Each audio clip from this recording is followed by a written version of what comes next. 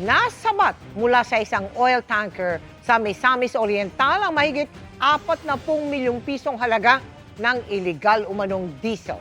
2 ang arestado. Nakatutok si Marisol Abduraman.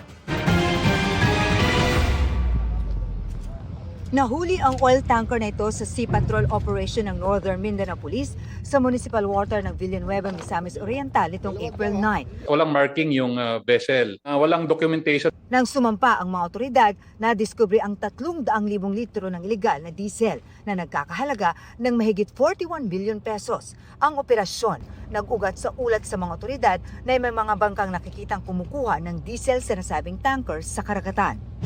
Pinaniniwala ang galing pa sa ibang bansa ang nasabat na fuel at ayon mismo sa Regional Director ng ProTed, organisado at isang sindikato ang nasa likod ng nasabing iligal na gawain. Separate crew yung nagdadala ng vessel from where it came from, idadak. Ibang crew ang magte-take over. Suspetsya namin, ilalako din dito malakihan sa inland. How long they've been engaging into this? Wala man tayo nasabat na ganyan.